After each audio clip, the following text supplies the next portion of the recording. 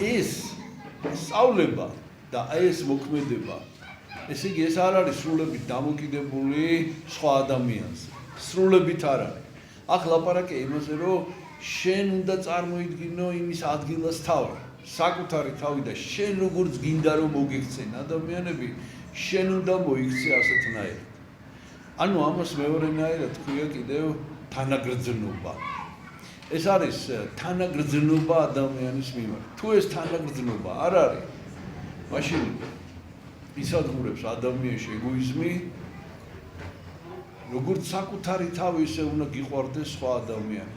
და თუ შენ სხვა ადამიანი კი არ გიყვარს, მარტო საკუთარი თავი გიყვარს და თუ შენ არ თანაუგრძნობ ადამიანს, თუ შენ არ გინდა გაიგო რატომ იქცევა თუნდაც ცუდად ადამიანი, აი რა არის მიზეზი და თუნდაც რომ გადაწყვიტო ადამიანის დასჯა თუ გაქვს ამის უფლება.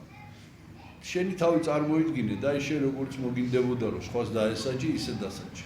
თუ შენი გადასაწყვეტია. ეს არის სიყვარული. მთელი ეს დღევანდელი ადგილის შინაარსი სახარებიდან და საერთოდ მთელი ახალი ადგილის შინაარსი ერთი სიტყვით გამოიხატება. ეს არის სიყვარული. ეს არის სიყვარული და ალბათ უნდა დავამატოთ კიდევ ერთი სიტყვა, რომ ჩვენთვის ის გახდეს გასაგები, ეს არის უპირობო სიყვარული.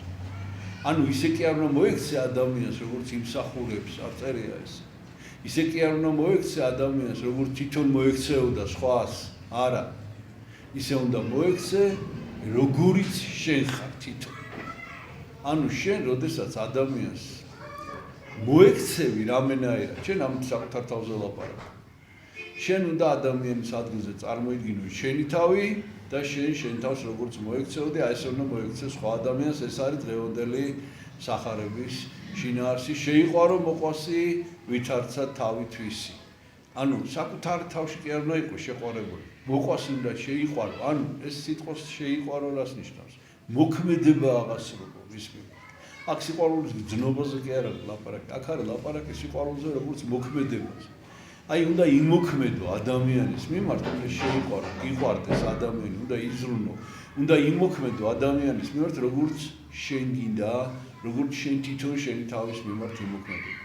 აი ამას ეწოდება სახარების ოქროს წესი და გისურვებთ ყველას ასეთ სიყვარულს. ეს არის ერთადერთი გზა სასופველისაკენ.